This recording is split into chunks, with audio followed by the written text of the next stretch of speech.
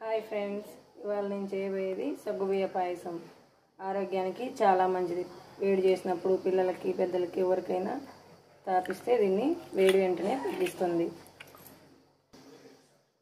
దానికి కావాల్సినవి సగ్గుబియ్యము 1 కప్పు, చక్కెర 1 కప్పు, కొన్ని డ్రై ఫ్రూట్స్, ఒక 4 యాలకులు.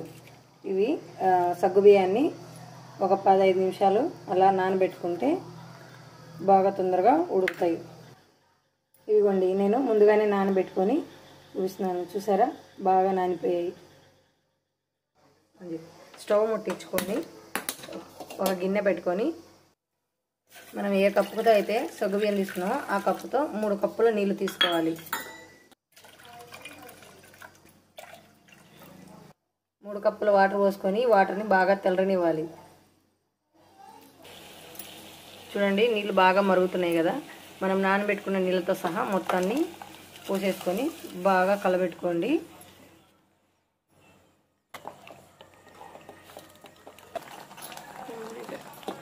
చూడండి, బాగా ఉడికిపోయాయి.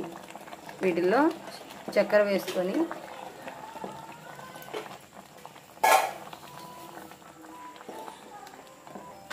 బాగా కలుపుకోండి. చూసారా, ఇంత కరిగిపోయింది.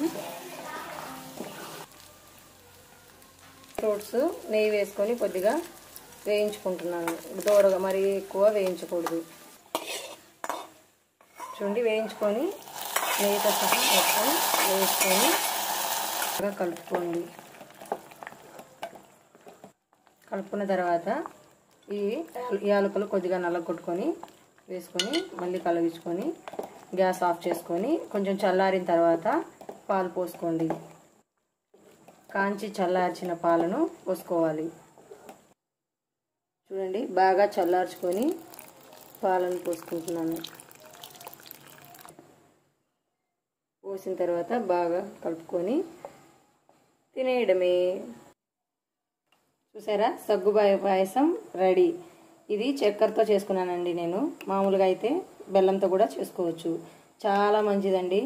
వేడి చేసినప్పుడు పిల్లలకి తినిపిస్తే నైట్ పడుకునే ముందు వేడి ఎమ్మటే తగ్గిస్తుంది. నా దగ్గర బెల్లం లేక నేను షుగర్తో చేసుకున్నాను, చక్కెరతోటి. బెల్లం అయితే ఇంకా బాగా తొందరగా తగ్గిస్తుందండి. Please subscribe my channel.